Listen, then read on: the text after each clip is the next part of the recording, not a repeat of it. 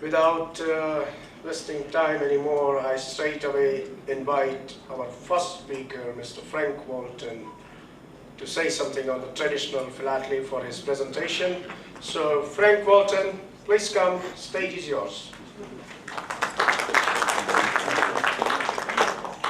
thought it might just be worth to set the scene as to what it is I'm actually going to talk about. We all collect stamps. Most of us collect stamps. I'm sure there are one or two who collect postal stationery or perhaps postal history, etc. So covers rather than stamps. But the actual acquiring of the material is not what I'm going to talk about today at all. Nor am I going to talk about what you actually keep in your albums at home. All I'm really going to focus on is how you turn all of the material in your albums and your stock books and your shoe boxes into an exhibit which can be shown competitively at big competitions. And all of us, I'm sure, have got a limited amount of money we can spend on our collections. What I'm going to talk about today is all free. It costs nothing. So what I'm going to do... Can you not hear me? Can you hear me okay? Yes. Okay, I'll stand here. I'm going to talk about how you actually gain extra marks from international judges just by changing the way you tell the story. And that's, is all what we're striving for. Those of us who do try and compete internationally do actually want to try and win. Let's be fair, we actually are all there competing. It's no good going to the Olympics and wanting to come last. We all want to be up there getting the medals. So that is what we're going to focus on today. And I'm going to focus entirely on what is known as traditional philately. In other words, the collecting of stamps, basically.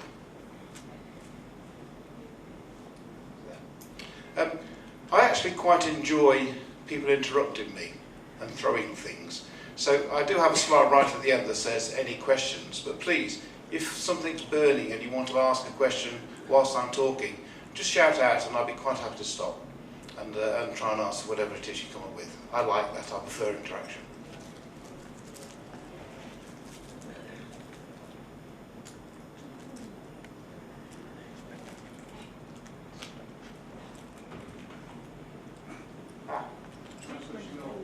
Yeah, somebody turned it off, it was on earlier. What I've got in the hallway, are the exhibits mounted now, by the way? Yes. Yeah, okay. All of what I'm talking about in the next 3/4 an hour or so is about the exhibit of Sierra Leone traditional philately, which is actually up in the frames outside. I think I spent probably 25 years building that collection. And I will declare I've actually sold it now. Why did I sell it? Well, I'd achieved everything I could with it. I did manage to get enough FIP large gold with it, and I did give it as my keynote speech when I was President of the Royal. And I have to say, once you've reached that level of a particular collection, I'm afraid it's almost certainly time to move on. And because I sold it, it meant I can now start other collections. So that is all the material out there. There's only a bit of it I still own, but that is irrelevant for what I'm talking about today. When we talk about treatment, we need to make sure we are very clear as to what is the treatment about. What is it we're actually talking about? So the first slide really is just focusing about... Sorry, can I have that microphone because I can't turn around whilst I'm... Sorry. I just realised... Yeah, I agree, sorry. I forgot, I can't look at the screen and talk at the same time.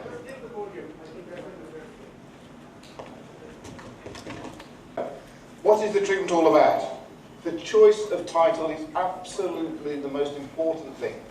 If you ever go to an international exhibition, you will see 3 words. Can you hear me okay? Is it coming through? Okay. You can hear just 3 words about what it is. Or maybe 5 or 6 words. And the titles, I had to choose Sierra Leone with a date range, which is a very normal way of doing things, or I wanted to give it a little bit more detail what I was talking about. So the de la Rue stamps. Sierra Leone was very fortunate in that there was only one printer. from 1859 to 1931, there was only one printer. And forgive me, I don't know how many printers were Indian stamps in that period. Lots? Lots, okay. So you couldn't pick such a good title. Sorry, such a clear title. So that was my chosen title at the bottom, Sierra Leone, the Dullaroo stamps in the date range. It's always important to add a date range because the judges will know exactly what it is you're scoping. Give it a boundary.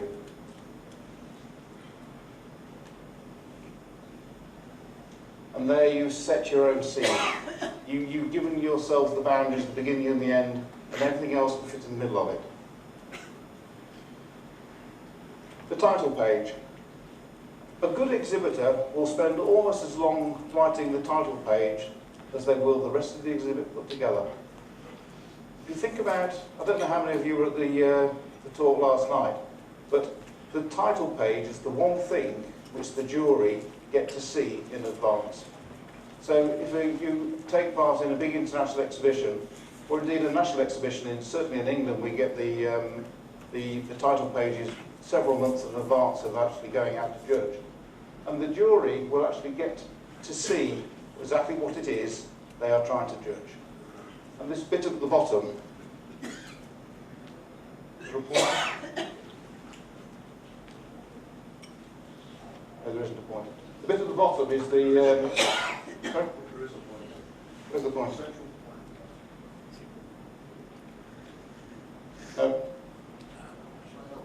Is there a point?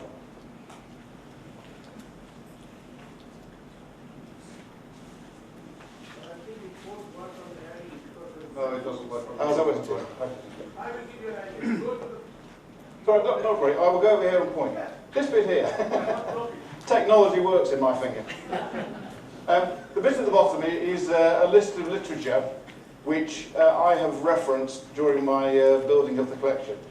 And you can't see it on here, but if you go outside and look, the very last line on there is a reference to me. I wrote an article which I am referencing. And that, to the judges, shows an immense understanding that, yes, this gentleman or lady does know what they are doing. And a good judge, and I have to say at international level, every judge who judges this exhibit will go to a Philately library and look up all of those references.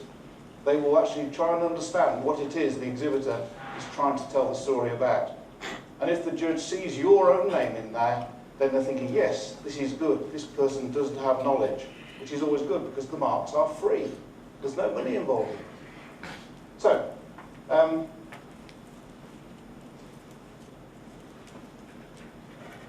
use short words. Don't try and show off your command of the English language. Indians are very good in English, but you may be judged by somebody who is Turkish or from Paraguay, and they might not understand English very well. Just think about that. English is probably the most common language that we see at international exhibitions, but we do get some German and some French still. Not very many, we do get some. But the judges will not necessarily have English as their first language. So please, when you are writing up, do use short words and do actually keep it very simple to understand. This concept of chapters is again very important. We talk about 128 pages or 80 pages. I don't think anybody, whether it be a most experienced judge out, would ever be able to understand a complete story in 80 pages. So what you do need to do is break it up into smaller sections. Let's call them chapters, which is the way I look at it. So in my exhibition here, on my title page, that is just setting the scene. That bit tells you what the whole thing is all about. And then this bit here defines the 5 major sections which are in the exhibit. So in my case, I chose to break it down chronologically. So the first one is talking about, this is the Sierra Leone equivalent of the first Indian stamps. It's the first 6 months, very, very beautiful stamp. There's lots of them in the frames outside. And that is just 3 or 4 lines explaining what I'm trying to show in that particular section. Next, we've got the key plate tissues. The key plates were used extensively all around the world. They're very cheap to use. Post offices like them, they're nice and cheap. And then we've got the revenue stamps, and finally the key plates of the king. So it is setting out at a very high level on page 1 what the basic chapters are throughout the entire exhibition. And then, of course, good treatment means you've laid out what you're going to do, and then you've got to stick to it. So what I would suggest to you, if you do try doing this with your own exhibit, suddenly pick up one page in isolation and challenge your brother to tell you whereabouts you are in your exhibit. You need to be able to think about looking at any one page. A judge can work out what he's looking at. How are you going to do that? Well, you have a little running header on the page telling you which chapter he's in. It's all good practice. It costs you nothing.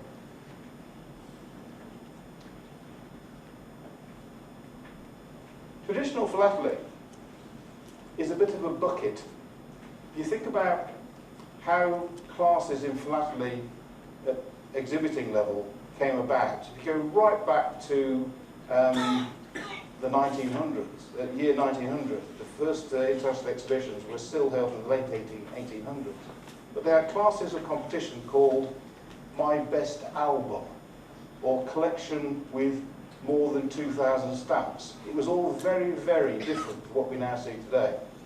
And then slowly but surely, people started collecting other things. So what we ended up with was somebody said, well, I want to show postal history. So we had a break-off called postal history. And then somebody else wanted to do stationery. So we had another class called stationery. But during these things, we had the bucket, what was left. So if it wasn't postal history or stationery, then it was in the bucket. And then you got thematic coming along, an era philately, and you ended up still with the bucket. So everything that wasn't in the new classes, it was called traditional. So if you've got an exhibit today, which is perhaps, let's say, perfins on stamps, where does that fit? Well, it's none of the specialised classes, therefore it's traditional. Or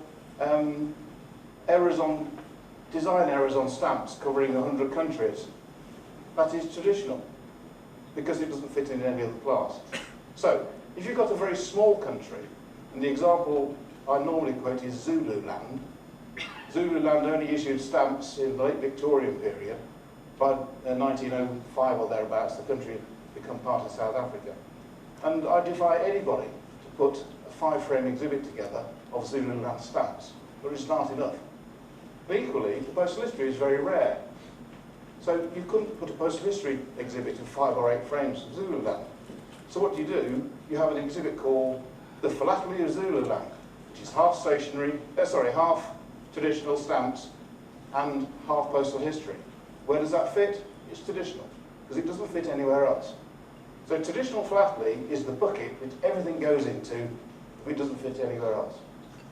However, the vast majority of traditional exhibits today, internationally, are stamps. It's little bits of square paper, mint stamps. That's basically what traditional philately is normally. And if you look at my exhibit outside, then you'll see what I'm talking about. One of the... Chris yesterday told me off quite rightly. I talk about the rules of exhibiting. Chris says, no. There aren't really any rules. All there are guidelines. Now, this is the difference between myself and Chris. I'm a mathematician and an IT guy. I like rules. I like things laid down. You can do this, you can't do that.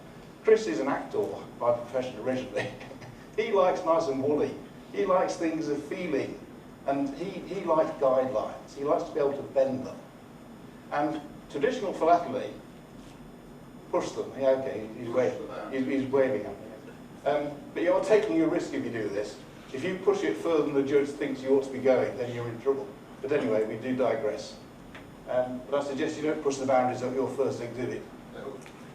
The reason I'm highlighting this phrase down the left-hand side here is that the one exclusion from traditional philately, it says you can't show mint revenue stamps. It actually says that in the rule book. It is the rule book this time, not guidelines. Regulation. The regulations, yes. He says you cannot show revenue stamps in traditional exhibits. Okay, so what I've done, I've got very clearly in my scope, somewhere on that page, said this exhibit provides a study of the postage and revenue stamps. I said that in my scoping area. And what this means is, it's not just a stamp collection, it goes in the bucket, because it doesn't fit in just stamps, it's postage and revenue. So it is traditional. Sorry, Mr. Judge, I've got you. You know, in other words, I'm defining my scope to be postage and revenue stamps. If you're going to include revenue, you're breaking the regulations, so say so, then you get away with it. Okay. Remember I said treatment is free, doesn't cost you any money. This is the history of my exhibit.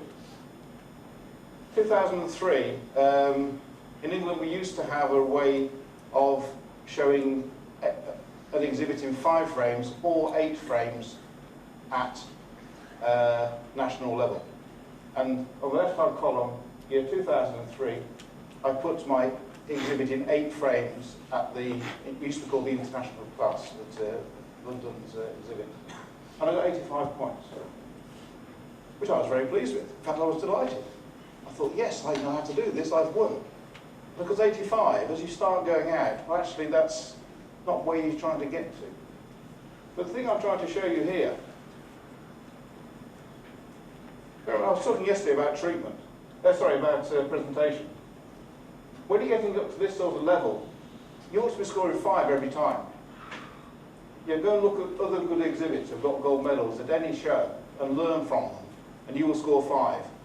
How much does it cost you to get presentation marks of 5? Well, a few bits of paper.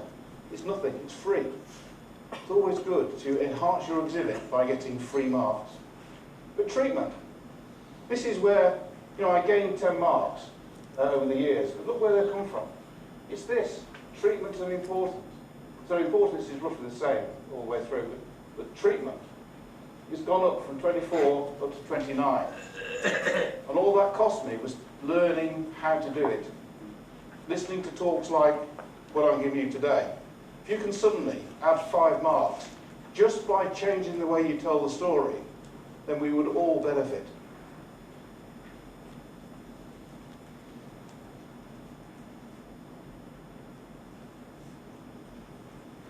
Where do you start? Let's pretend you've got these shoe boxes of stamps and you've got the stock books with all the bid stamps in. How on earth are you going to build a philatelic exhibit with that raw material? It's the same question no matter what class you're exhibiting in, whether it's traditional or revenue or thematic, it doesn't matter. You've got this pile of material and you're thinking, how on earth am I going to turn this into an exhibit? Well, for traditional philately, we are very lucky. We've got this thing called Stanley Gibbons. I don't know, is Stanley Gibbons the catalogue for India, or is there a local? Must be a local one. Okay. Can you hear Mark Ann, by the way? He was telling me that this Phila India does exist, but many of you still use Stanley Gibbons, which is fine. So, if you use Stanley Gibbons as your basis, you're not going to go far wrong. Why? Because if I get calls to judge an exhibit of Indian stamps at an exhibition in Rio de Janeiro by a guy who lives in Australia, where am I going to start? I'm going to go to the Royal Society of London Library and I'm going to pull off the catalogue for India. So me as a judge, I will just make sure I understand what shape the exhibit could be. So if that's where I go to try and judge it, that's where you should go to try and build the collection. Of course, don't forget that you've spent 1,000 hours more than me on Indian philately. No less, you've got to tell a story so that I can understand it as a judge. I can't possibly know every country in the world. Life is too short. I can't possibly understand all that. You are the experts and you get to tell me what I'm looking at. So, start with Stanley Gibbons. And in this case, the obvious thing to do was, in Sierra Leone I'm talking about, the obvious thing to do is do a chronological treatment. Start at 1859 and finish in 1931. That is very often true for most countries, but not always. But in Sierra Leone, that was the thing to do. So what are the chapters going to be?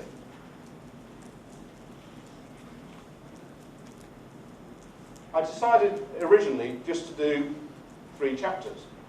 Queen Victoria, Edward VII, George V. Yeah, is that a good way? It's a good place to start, isn't it? But you've got here, this is straight out of St. Nicholas catalogues. There are 72 Queen Victoria stamps of Sierra Leone, 39 Edwards, and 37 George V. But George V did go on a bit after De La Rue, but that's not very bad. And look at the percentages. That's quite neat, isn't it? If you're doing an 8-frame exhibit, shall we go with, shall we go 4 frames of Victoria, 2 each of Edward and George? Yeah, would that be a good idea? It sounds it, doesn't it?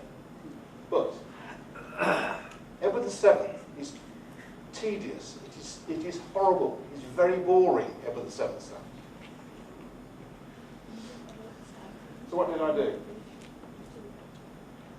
We've got this thing called importance. And in any country, I would suggest that the earlier issues tend to be more important than the later ones. They're rarer, they're much more interesting, and generally much highly sought after. So, what I tried to do was weight my exhibit to include more of the interesting and rare material than just the latest stuff, which is pretty boring. So I decided to cut down completely the Edward VII period. I got some nice rare material, but it actually doesn't really help out to tell the story of the issues of Sierra Leone. So I squashed that in the middle. The last point down there is actually quite important. When you are starting to design your competitive exhibit, think about what collection would win the best prize in the world, what would win the Grand Prix. The fact that I can't afford the howling rarities of Sierra Leone is irrelevant at this point. When you're designing the structure of your exhibit, you need to allow the whole story to be told in the fullness of its possibilities, and then compromise when you can't actually either find or afford the stamps you haven't got. But go on day one designing it as though it was the perfect, best ever Sierra Leone collection. Compromise later. Chapters. So what I've got was this concept of Queen Victoria, Edward VII, George V. But that really wasn't quite enough. I would suggest for an 8-frame exhibit, you want typically something around 5 or 6 chapters. And they don't have to be the same size. But ideally, 3 is too few. So, what did I do? I decided to split the Queen Victoria into more than 1 chapter, and also split George V, but I'll come to that later. The last one is actually really important. Chris is a master of this. If you look at Chris's postal history displays later, you will see he uses running headings incredibly clearly on his exhibits. So if you look at one particular series of pages on Chris's exhibits, you know exactly where you are, which is good.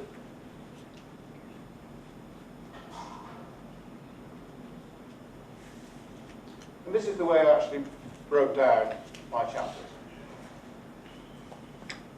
So I don't know whether Markham's actually made arrangements for these slides to be circulated. As far as I'm concerned, you can do what you want with these slides. You can print them off, you can send them out by email. I have converted it to PDF, so you can email it. So please take as many notes as you want, but if you want copies of these slides, come and see Mark and one of the other organisers. As far as I'm concerned, you can have copies of them. So, that is the way I broke it down. The bottom line there, the chapters don't break into units of 16. It is very neat if you can actually have the end of one of your chapters at the end of one frame. But it isn't actually essential. Yeah, it's nice if you can, but don't lose any sleep over it. As a judge, I don't care. Some judges prefer it to end on the end of a frame, but hey what, I'm not bothered. You can see all of my numbers are nearly multiples of 4. So I do actually finish on the end of a row within a frame, but not necessarily the end of a frame. And sneaking into this is an idea which a lot of people spend an awful lot of time talking about, is the end. What is the end of the story? It's like when you're writing a novel, or the end of a film, you always see the stars running off into the sunset holding hands. That is the ending. You need to wrap up the exhibit somewhere. And sometimes if you can find a very powerful ending to your story, the judges will know that you've actually reached the end of it. You know, they're ready to go on to the next one.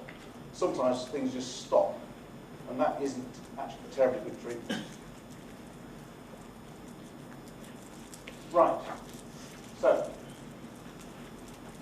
this is all incredibly simple and straightforward what I'm now going to talk about. This is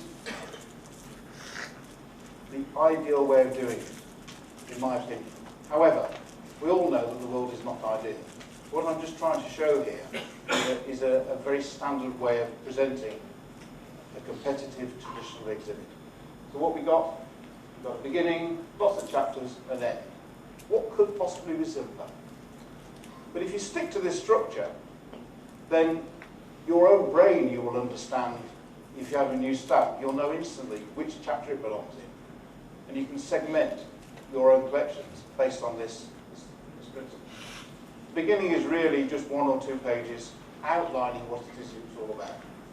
And the ending is probably, in my case, it was 2 pages, just saying this is where it stopped.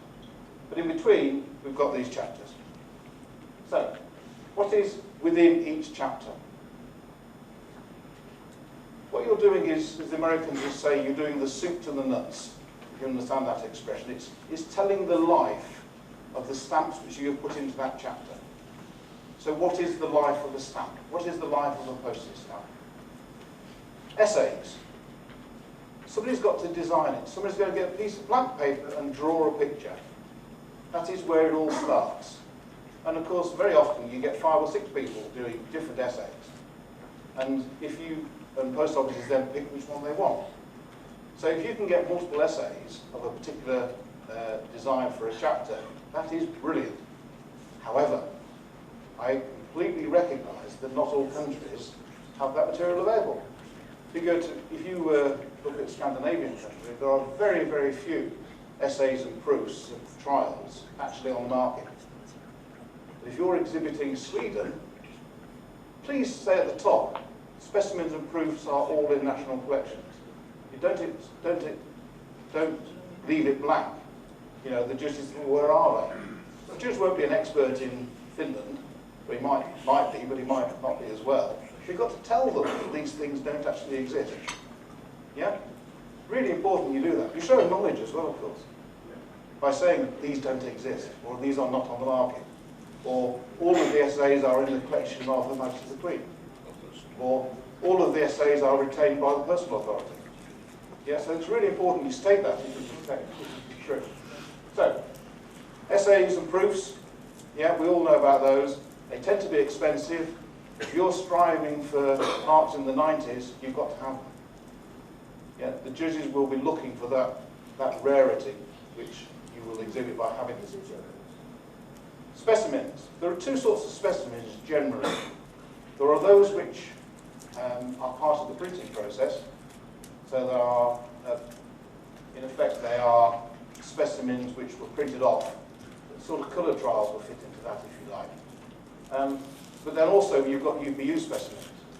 So these are stamps which were printed by the printer on behalf of the Postal Authority, and they were circulated to other members of the UPU to actually let them know what real stamps look like. And they're highly sought after as UPU specimens. Funny enough, did I hear somebody here from Goa? Somebody here from Goa? Yeah, Goa, yes. Well, the Goa archive came on the market. And what you'll see in my exhibit is some of the Sierra Leone stamps that were sent to Goa as examples of Sierra Leone stamps.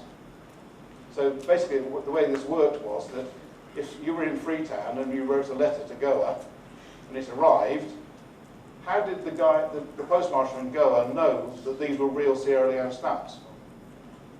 How did he know the letter had actually been paid rather than somebody just painted a pretty picture of a stamp in the top corner? The answer is, when the letter arrived, he actually compared what was on the envelope with the specimens he received from the UPU. That's what the UPU specimens were all about. So, and the Goa archive was actually sold probably about 10 years ago now, and they're highly sought after. There were 3 archives. One was Mauritania, one was Goa, and Madagascar, I think it was the third one. So these archives are hugely sought after by collectors, and they're on the market. And if you want to get a large gold medal, you've got to have some of it. So that's all about specimens. Issued stamps, well, they're the ones you went down to the post office and you bought over the counter. But in a wonderful international large gold medal collection, you won't necessarily find just single mint stamps. You will find corner plate blocks, or you will find big blocks of 6 or 7 stamps or whatever. So you need to think about what is, somebody else has got the same collection as you, what hasn't he got? You want to show blocks, you want to show off. This is the chance to show off what you've got. And lastly, usages.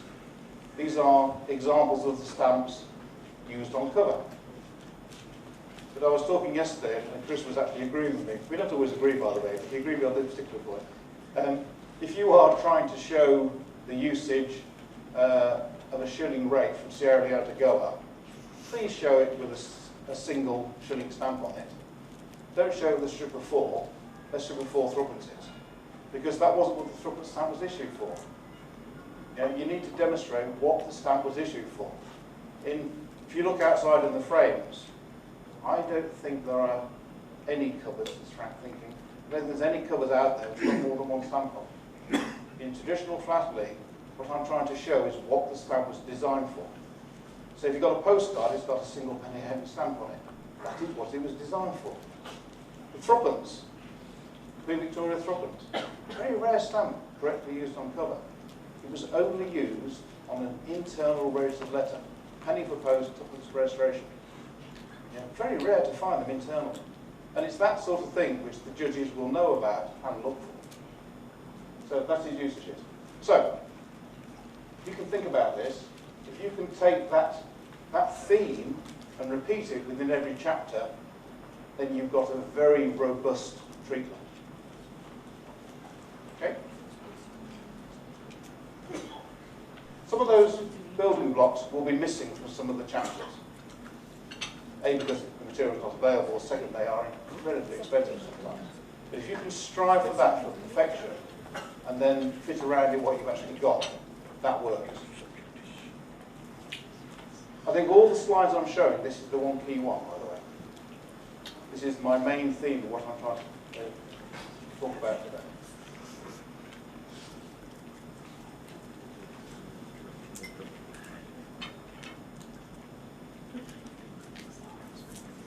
The second point there is actually quite important. What you're trying to do is win. You're trying to get extra marks. So, Stanley Gibbons won't have everything in their catalogues. And if you can demonstrate on your album pages what is really rare, and the judge thinks, oh, that one was, suddenly you've got an inverted watermark that wasn't in the catalogue. That is fantastic material. And you must show that off in your exhibit.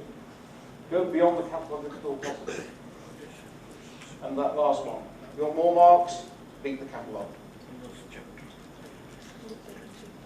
Right, what I'm now going to do is just talk about each of these 5 in a bit more detail, but showing you examples of what I'm talking about. That on the right was one of my prize items for Sierra Leone. It's literally hand-painted. The guy, the artist, painted that with a single hair paintbrush. Can you imagine that? It's tiny, it's the size of a stamp list. Beautiful piece of artwork. And of course, the judges loved it, as indeed I did. On the 2 stamps in the middle there, the word Sierra Leone is actually hand-painted. So what you've got are essays and trials. Yeah? The post offices were playing with ideas about what colours they would use for what values. And see the penny halfpenny? They didn't have a penny halfpenny trial plate. all of the colour trials and essays have got a 6-month value. Well, that's not quite true, but nearly true. So they've got the blue one at the bottom. They chose that for the safety value. But again, the word Sierra is actually painted with a single hair brush. Difficult to see on the screen, but they're great items, and that is all within the essays category. Proofs. Unusual items attract judges' attention. You bet they do. If you can find something that nobody else has got, or the judge won't have seen before, that item at the bottom, let me know what that is. You might be guessed if you don't know. Have you noticed it? Do you know the phrase dandy roll?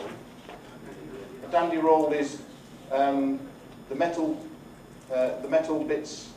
Actually, the word bit is correct in this context. It's the metal bits sewn onto a background, which they make watermarks from. So you have these little bits all sewn to a metal. Yes, that's right. So what they do, they pour liquid paper into a mould.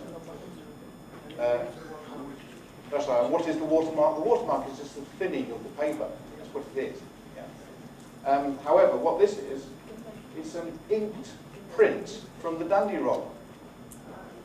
Yeah. So what they did, they put a piece of paper, they inked the dandy roll, put a bit of paper on it, so they could actually see what the dandy roll looks like.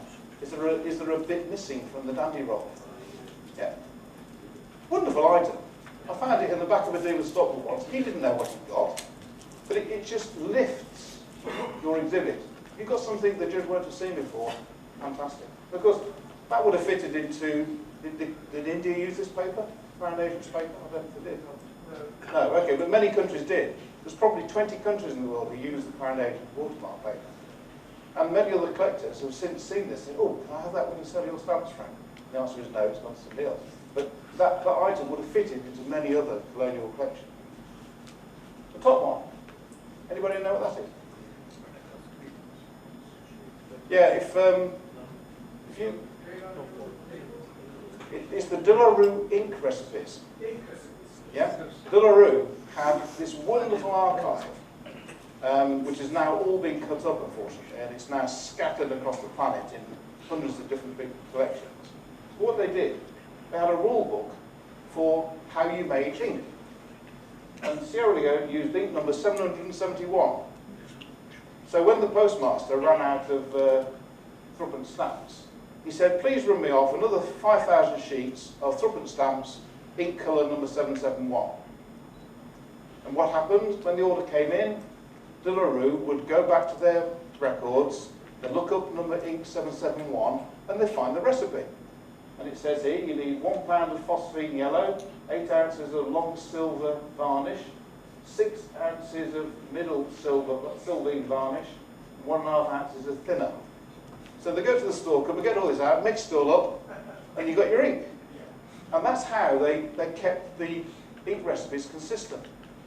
And what this is, it's the original item out of the De La Rue ink books, and this bit down the left-hand side is actually a sample of that ink. It doesn't come across very well on the screen, but it's just a random stamp, could be any stamp of the world, which they use with that ink recipe. These are fantastic things. And if you can find items like this to fit into your collection, and these do exist for India, have you got any, Markham? No, well, you're missing things. Okay. Markham is saying you've seen the East India Company recipes for De La Rue. Yeah. So these are just examples of things you can strive to get. And where did they go? They go into the proof section of every chapter, if you can get hold of it. This is what's going to give you the extra marks. Specimens. These are simply straight out of the De La Rue archive. The De La Rue archive was sold in the 1970s. They had a most wonderful series of day books and colour trials and whatever. And when De La Rue ran into financial trouble in the 1970s, they cut up their archive and they sold it. So De La Rue archive is out there, Perkins Bacon archive is out there. Most of the big printing companies, their archive is now split up and distributed amongst collectors. And again, if you want good marks, you're going to have this. in every chapter in your book, in your collection, if at all possible. Specimens. These UPU was 1874, so anything prior to 1874 is clearly not a UPU circulation. So what these are is specimens. They're all straight out of the Larue archive, and again, you can't have too many of this sort of thing in an exhibit. You really can't. And these must exist in India. Forgive me, I don't know, but I assume they do. But some of these are unique. The ones across the top, there will be perhaps 2 or 3 of them. The one at the bottom is a unique item. These are the UPU specimens, and if at all possible, collect them in strips. They were sent out in strips of 5 to the UPU, depending on the date. Originally they were strips of 3, then there were strips of 5. And these are, oh, see, ultramar, anybody know what that is? That's Portuguese, it's a clue. That is actually from Goa, ultramar. Ultramar is Portuguese for overseas, I think. And basically, because Portuguese-speaking countries didn't know what the word specimen meant, they printed it.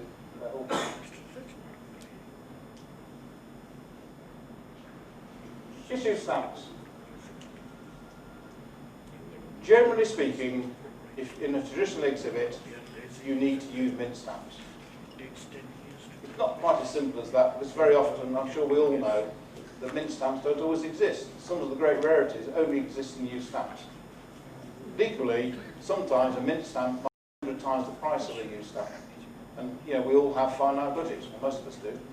So you might not be able to get hold of mint stamps. So I'm just saying, ideally, go with a mint stamp. Middle point there, choose well-centered items with good perforation. Let's assume you are doing a thematic exhibit of dogs. And a dog stamp might cost you, in England, 50 pence. A few rupees. But if you go to a dealer, he might have 100 copies of that stamp. Don't take the first one he gives you. Go through the entire stock, try to find the one without any perforations missing. Make sure it's very well centered. It matters. If the stamps are all £1 each, make sure you get a perfect one. Make sure there's no marks on the front of it. Just wait and get a perfect one. If it's only £1 or 2, then the patient, it will come. You will find a perfect one. Top right on that corner there, the pair, that is actually a unique item. The stamps were printed in paint on a big sheet. And it's the only time anybody's ever come across a used pair of stamps from different paints. So you know, I can't show a mint pair like that. Off that piece of memory.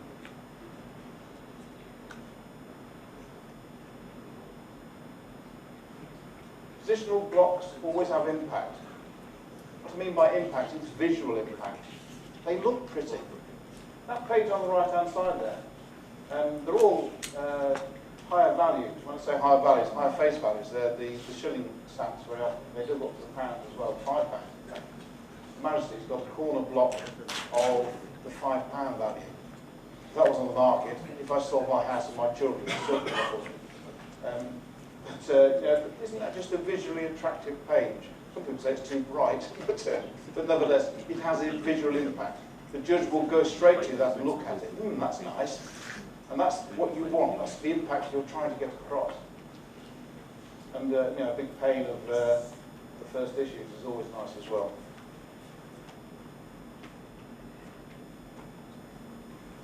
To achieve high marks, most catalogue varieties should be exhibited.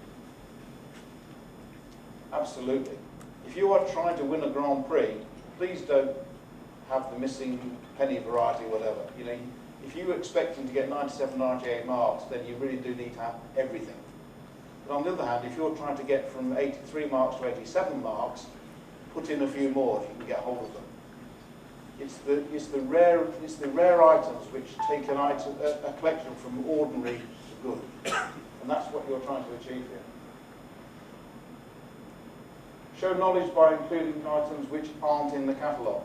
If you go to Stanley Gibbons' catalogue for Sierra Leone, what you will find is that this Dr. Arthur 6 variety is included.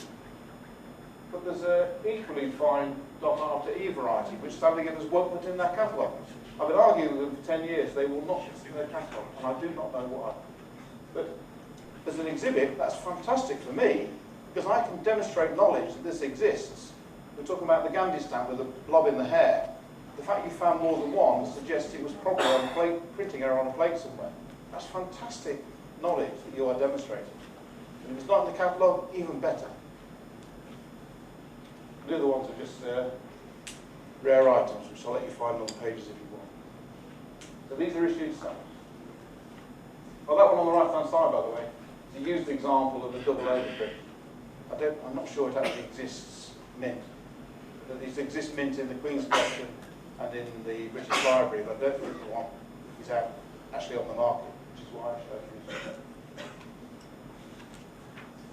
Right, this is a question, audience participation time, so wake up. These are inverted watermarks. The left-hand side is inverted, the right-hand side is a reverse watermark. Both of them are very tired stamps. Yeah, they're not pretty. Family centred. This one, these are actually ink marks.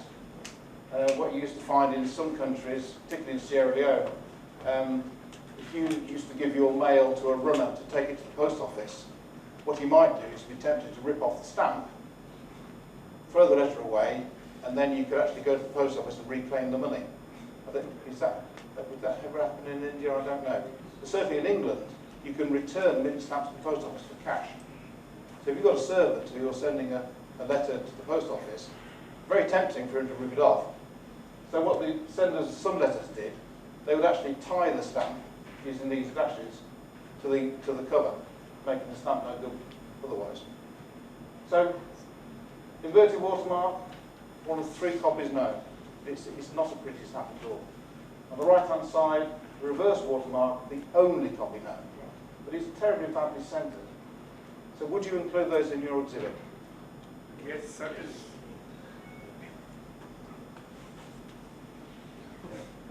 That's what I chose. I decided that the left-hand one is not unique. It's really not a pretty stamp, so I didn't actually include it in my exhibit.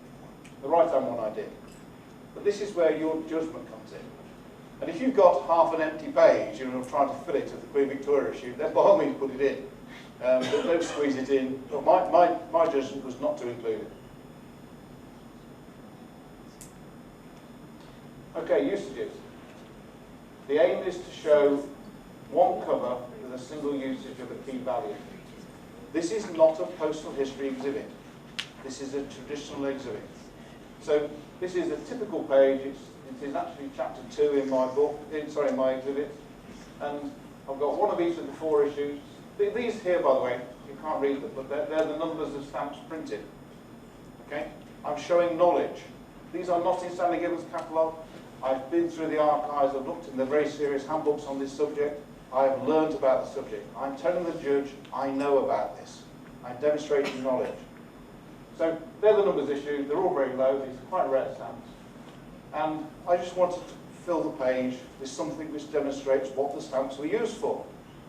And what would be best? Well, the rarest stamp is a shilling. There you have a shilling rate. That's addressed to London. It's a double weight letter with a basic writer. So that is a fantastic page, in my opinion, for a traditional exhibit, showing rare stamps and one of them really very rare cover demonstrating what they're used for. That is what is today perceived as one of the best ways of showing a traditional exhibit. I have a question. Yes, please. In this traditional exhibit, to what detail do you show the usage of markings below? Okay, did you hear the question? He said, basically, what is the write-up below the cover? Can I? You show the postmark detail and the markings, like what you do in postmark. Yeah. Can I say, that's a great question which I'm not going to answer, because in 2 slides of time, I've got exactly that point covered. All right, it might be 3, I can't remember where it is.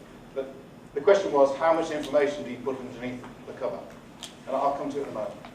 Because of the thin line between the traditional way of showing it, the Wait, I will answer it in a few moments. I've lost it. Showing usages.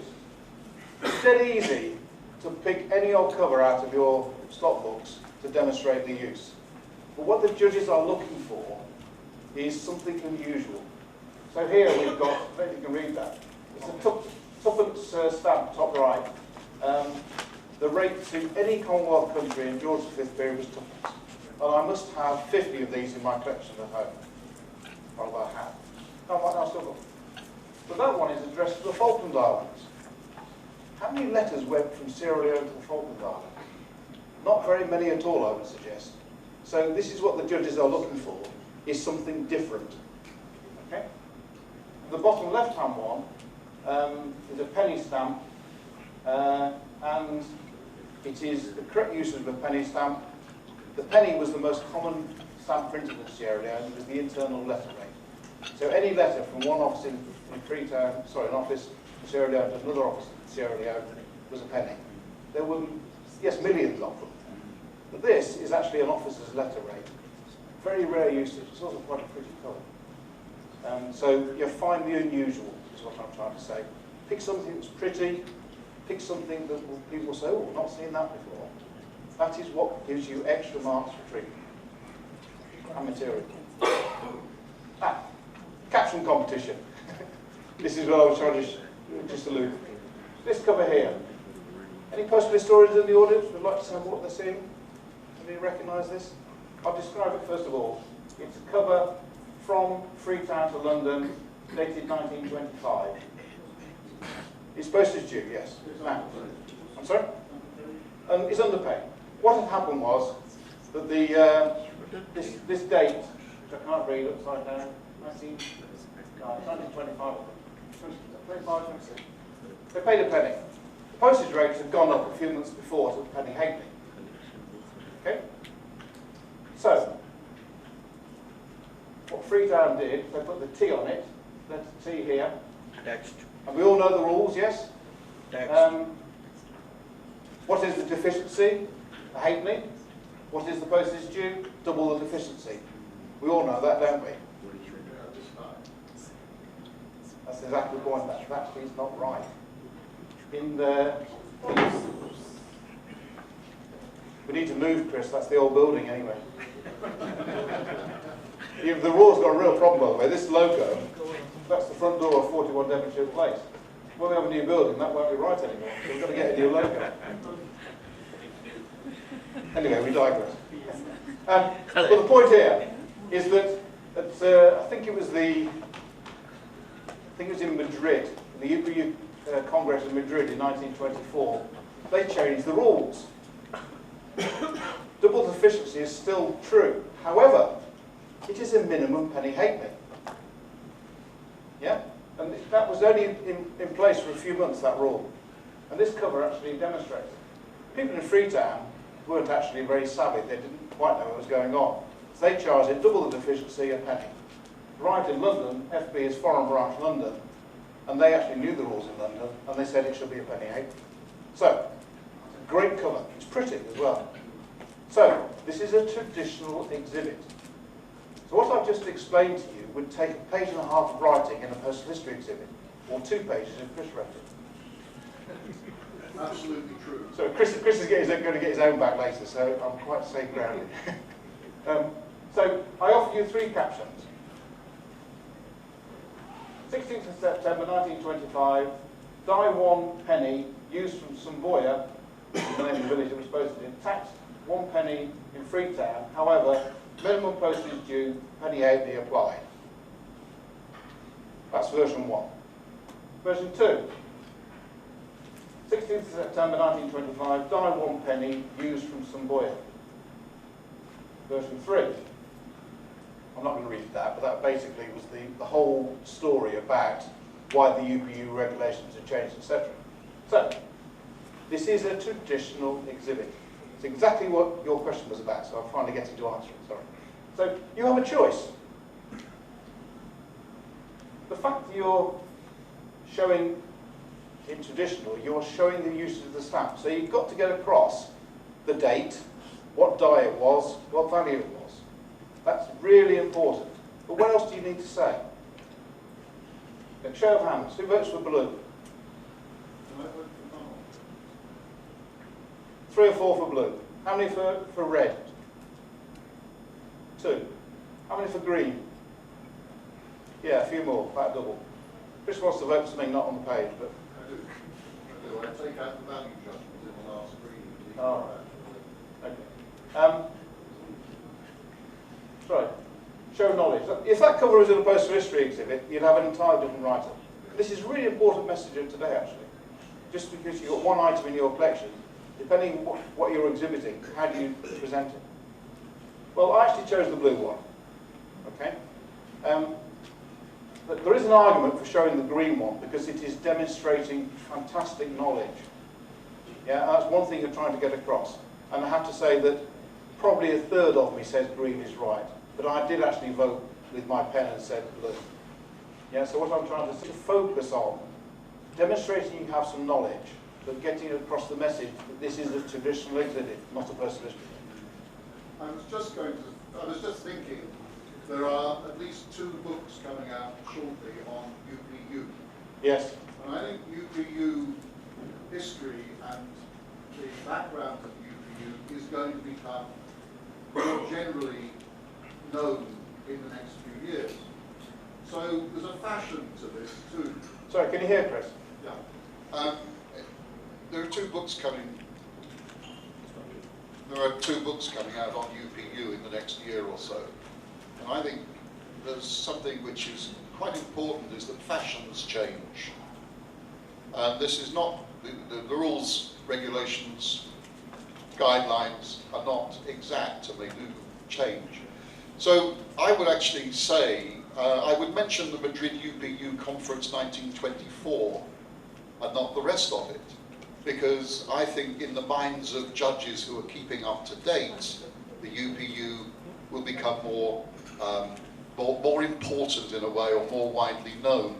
So if you're going to try to score points, you actually have to follow fashion a bit. And I think fashions are about to change over the next year or 2. Okay, thank you. The other thing I'd say is, sometimes you need to work out how much space you've got on the page. You know, this is squeezing on the bottom of the page. You're not going to get all that red, all that green writing off. Okay, the end. I'm nearly at the end. Not quite, but nearly. Remember I was talking originally about, in your overall treatment, you beginning, then lots of chapters, and then the end. How could you possibly wind up a story of the De La Rue printings of Sierra Leone? I was very lucky, in so much as in 1931, like all good post offices, Sierra Leone were trying to save money. They were going for some new designs. They wanted pictorial definitive stamps, and they went out to the market and said, here you are, De La Rue, here you are, Perkins Bacon, not Perkins Bacon, Waterloo's, here you are, Bradley Wilkinson. This is the idea we want. Will you please come back with some essays and some prices? Yeah? And De La Rue did actually respond to the tender, but they didn't get the contract. So this piece here is actually a piece of tracing paper, which I found on eBay for no money at all. Nobody else knew what it was. I knew exactly what it was. It's a fantastic end piece in the bottom right-hand corner of the last frame. It is the end of the story. De La Rue, it's a De La Rue essay for a stamp they didn't print. And after that, the contract went to Bradley Wilkins, then off Walton. It's a fantastic ending. Yeah, so if you can find something similar in your traditional exhibit, that is what you need to strive for. I was very lucky finding that. Yeah, but don't just stop. Find a way of introducing the fact that they lost the contract and somebody else took over, or the next issue was on a different. I don't know. You need to find a way of wrapping up your story. It's a happy ending, yeah, or not actually in this case because they lost the contract. Key plates. Some of the most boring stamps to try and get across are how you handle key plates. But many collectors are fascinated by key plates. They're really important. So I was trying to work out how to do it. And these are some pages from my 2003 exhibit, where what I tried to do, this is the second key plate, I put some proofs on one page showing 3 or 4 different values, and then I had some nice plate blocks of some of the values as issued. Yeah, that's good. Yeah, it's probably gold medal type collection. However, I didn't like it, and the judges didn't always like it either. What I did, I changed my treatment of these key plates. And what I did 1 page per value. So on the left-hand side, it might be 1 or 2 pages per value. On the left-hand side, you've got, these are penny stamps, and you've got plate 2 and plate 3. Yeah, beautiful match pairs, they're matched corner blocks. And the bottom, you've got a usage. That's that opposite letter later, earlier on. On the second page, you've got the penny halfpenny value. Die proofs exist for the penny halfpenny, they don't actually exist at the penny. So you've got a die proof, corner block, and a pair used on a registered colour. Why have I shown a pair? Because there was no actual penny halfpenny postage rate in Sierra Leone. But why did these use the stamp? I never worked that out. But there was no penny halfpenny rate. So the only way you're going to show a penny halfpenny stamp used is in a pair on a rate. That's one exception where I've used more than one stamp. So I changed my approach entirely from more generic into one page per value. And judges love this. They say, yeah, great way of doing it. You see people making notes. Yeah, I'll do that. Right. Can revenue be shown in traditional? This is a risk I took. Remember I started off by saying there are 1 or 2 guidelines and 1 or 2 regulations. This is actually a regulation. You cannot show mint revenue stamps in a traditional exhibit. I wanted to do it. And I actually took a risk. I spoke to 1 or 2 people and they said, yeah, but if you are going to do it, Frank, make sure it is in your title page that this is what your subject is. So remember I said right on page 1, my subject is the postage and revenue stamps of Sierra Leone. Therefore I got away with it. Those articles are actually about to change, by the way, so don't quote me on the numbers. I specifically wanted to include revenues. They're beautiful stamps, but in Sierra Leone they used these stamps. They overprinted them for postage reasons. Yeah, so I wanted to show the unoverprinted stamps as well as the printed ones. They're also very rare. I've only ever seen 2 mint copies of the pound. Yeah, so you know you can get points because they are so rare. But don't include too many. Revenue issues. Would you include that? Yes. Fantastic item. But make sure it's a postage and revenue stamp. It's a death certificate, somebody who died. The fee was 2 shillings and 6 pence. There was no 2 and 6 stamp, so they put 5 sixpences on it. It's a gorgeous piece. It's actually quite big. The answer is yes, I did include it. But because I've changed my scope to say it is postage and revenue stamp. Forgeries, the same.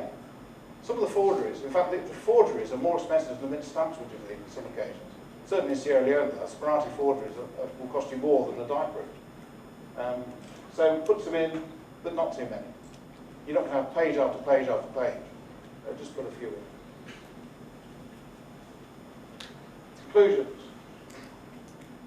We talked about this yesterday, actually.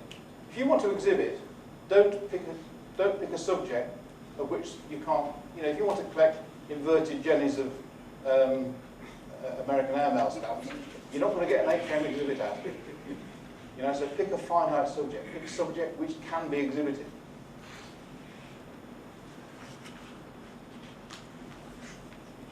This is a great tip I wished I'd learned when I started off. Design the perfect exhibit rather than make an exhibit out of your material. That way you will learn what you don't have and then try and fill the gaps. There were always gaps I'd never had. There were 5 or 6 stamps of Sierra Leone which I never owned. They're in stock at Stanley Gibbons, but they're £50,000 or £60,000 each. Yeah, did I want to spend £250,000 on perfecting my Sierra Leone collection? Just ignore the fact whether I could afford it. And I chose not to. That is the difference between a large gold medal collection and a Grand Prix collection. yeah, I decided I didn't want to go for a Grand Prix. So, design the perfect exhibit and then compromise make. That's actually quite important. Remember I said you break down chapters. Each chapter should be the same treatment. So you go essays, proofs, specimens, issue, usages. Repeat that over the four or five chapters. And the bit in brackets for Chris's benefit. Follow the rules carefully, usually. Push the boundaries, but don't push them on day one. Yeah. Beginning, middle and end.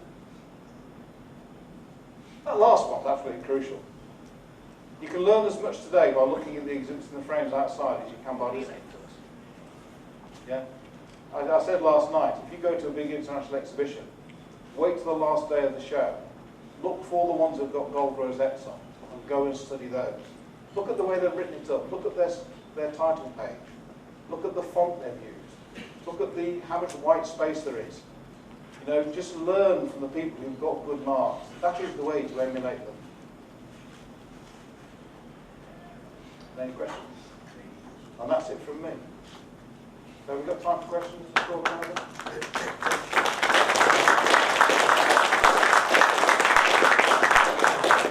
Questions back. Do we have a microphone or can you shout? Microphone at the front.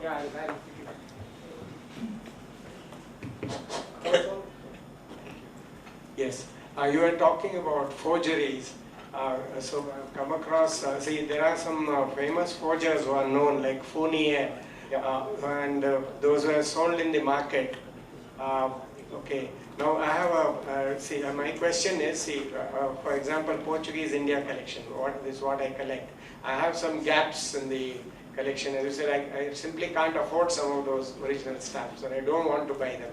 So can I use a Fournier forgery in place of the original? And I highlighted that it's this is a forgery, and of course paw is already stamped on the forgery, so it's identified as one. No, my question is, can I mention that because it's very expensive or whatever reason? I think the answer is yes, you can include it, but I certainly wouldn't recommend it. I think it would be a very dangerous thing to do. What you're doing is saying to the judge, hey, look at this, this is a really great item, but I don't have it. No, much better off, just ignore it completely. See if the judge spots the fact that you haven't got it. The judge would obviously spot the fact that I don't have it. Not necessarily. It's worth the risk. It's worth the risk, yes. So it's worth the risk. But can I show it as the forgery as a separate page? Go as what and have a look how I've done forgeries and frames. Okay. Yeah. I put, I think, 2 pages right at the end. Okay. Fine. And I might have done 3, I can't remember. I'll do that. Yeah, just a very small, but you need to say forgeries. Yeah, this is what this is. These are, the first one's a Sperati, the second one's a Naglia. That's part of the problem. Any more questions? Yes, Frank, I'm here.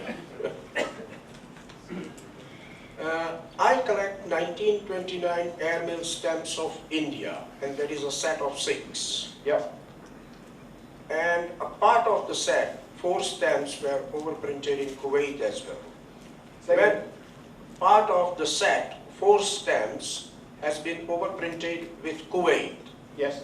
So when I am focusing on the errors in the stamps, can I include in the each value without the overprint and with the overprint, or do I need a separate chapter for the Kuwait in a traditional exhibit? That comes down to how it will best fit into an exhibit. Remember I said go right back to the beginning, think about your chapters. Would it be best if your chapters were by value?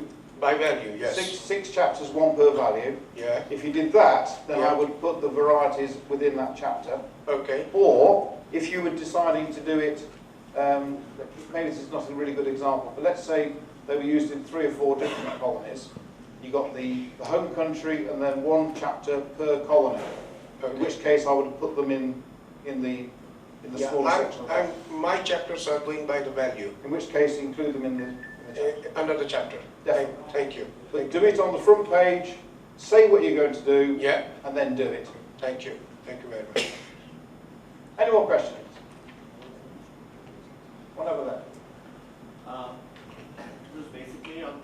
We need the microphone, I'm afraid. So, what I'm trying to ask is, how much of postal history treatment is allowed in a traditional? I'll qualify that question. Sometimes if we choose a particular time period, where the initial part of the time period does not have any stamps, you have only pre-stamped covers. So, how much of that is really allowed in a traditional? Okay. You use the word how much is allowed. Yes. Yes, and what I'm going to tell you is what the guidelines say, not what the regulations are. If you read the rule book on traditional philately, the guidelines for exhibitors, and it's the same section for guidelines for judges, it does say that you can include a representative sample of forerunners, in other words, of postal history, just setting the scene for your traditional exhibit. That's what the guidelines say. However, modern practice is that you don't put any in. If you look at my exhibit, I've got some wonderful pre-stamped covers of Sierra Leone, and the first time I exhibited it, I put them in. But I was told, well, actually, that's very old-fashioned.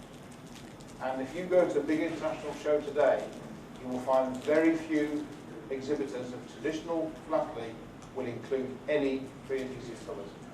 It's just the way in which the world is moving.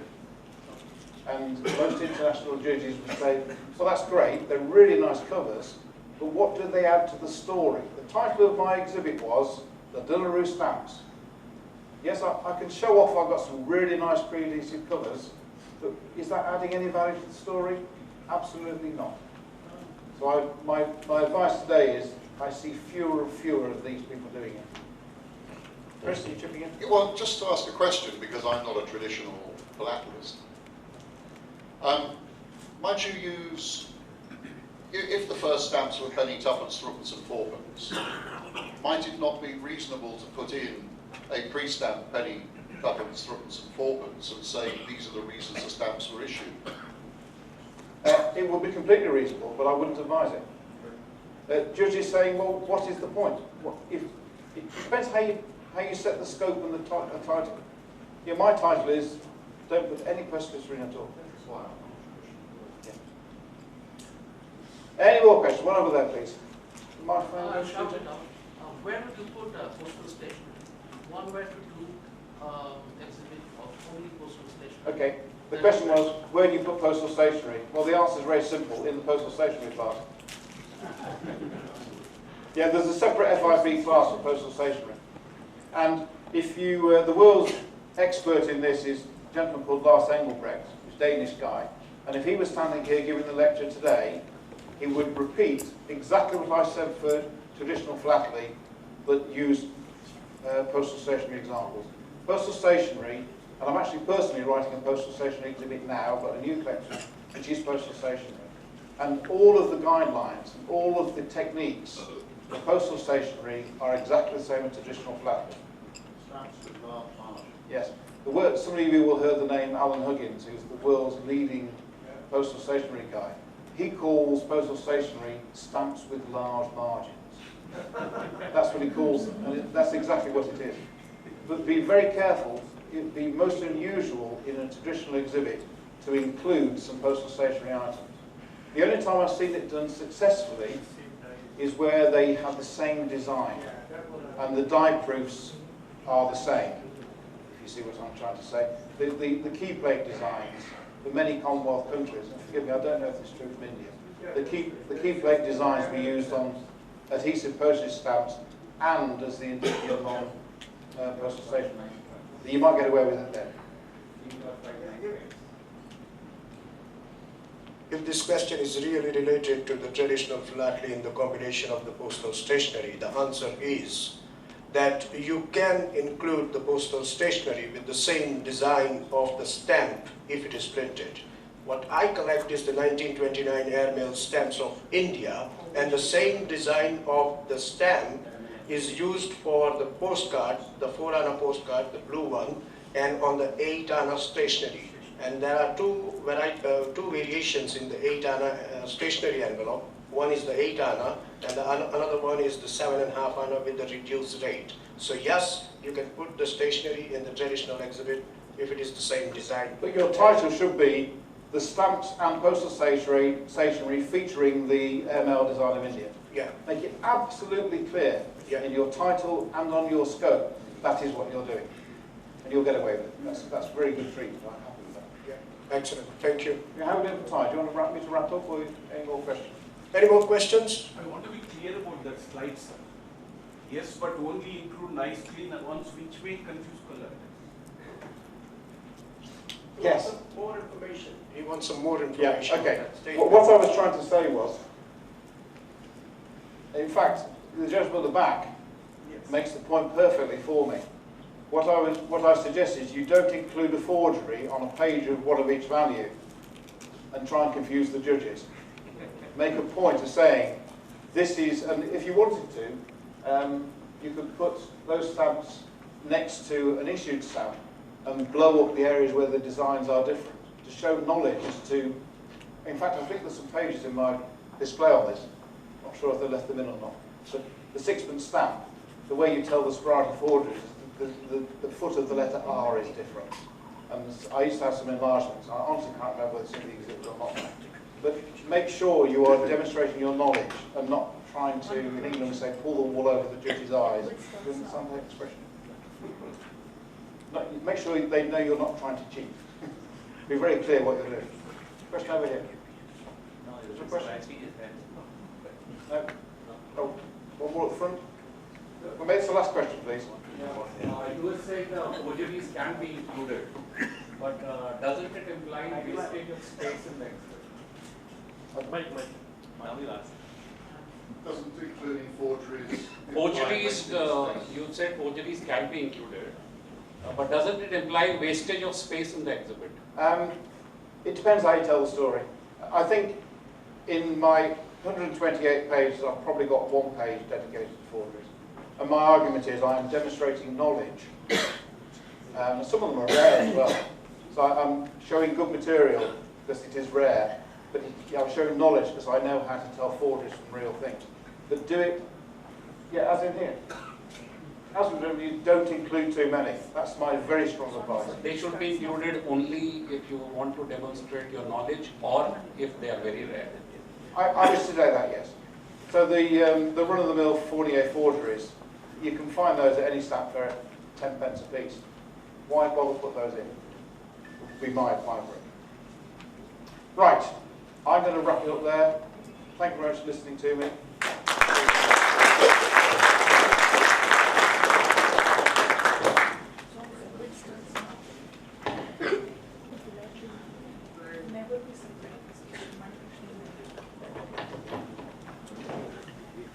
Thank you very much, Frank, for the wonderful presentation and the answers you have provided to all the questions. And now we have a